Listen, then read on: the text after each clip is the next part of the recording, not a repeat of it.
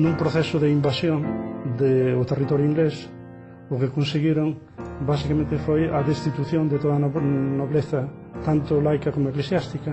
O que temos é unha situación lingüística de conflicto a partir dese momento entre unha lingua que é a lingua autóctona do povo, dunha poboación aproximadamente de 1.400.000 persoas, e un invasor moi cualificado, basicamente aristocrático, que se impón por dereitos de conquista en todas as esferas do poder, non?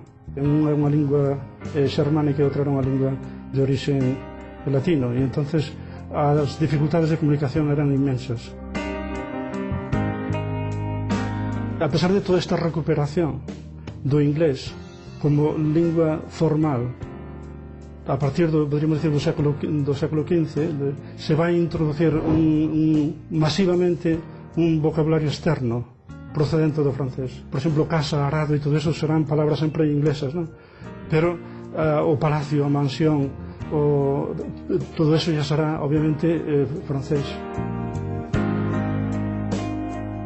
Pensemos que, por exemplo, a palabra mesa, que para nosotros é algo que parece imposible que non existira na época saxona, pois esta palabra table é unha palabra que se introduce nese momento. É dicir que, por qué? Porque os normandos son nobles e os nobles comen en mesa.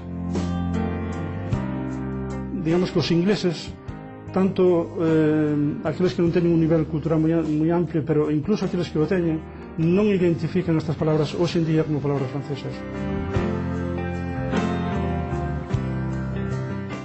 Ben falado. Cando cae auga do ceo, dicimos que está chovendo. En que estación do ano nacen as follas das árbores e as flores? A primavera. Ves como sabes? Que o inglés chegase a estar prohibido en Inglaterra e que o francés fose a lingua das clases dominantes deixa un coa boca aberta. Hai ingleses que non o saben, aínda que todos os ingleses saben que o escudo da monarquía británica aínda hoxe ten a lenda en francés: Dieu est mon droit, Deus é o meu dereito. O francés quixo ser a lingua de Inglaterra e xa conseguira que as clases dominantes se distinguisen do proletariado en non falar en inglés. Pero a ninguén lle saen todas dereitas.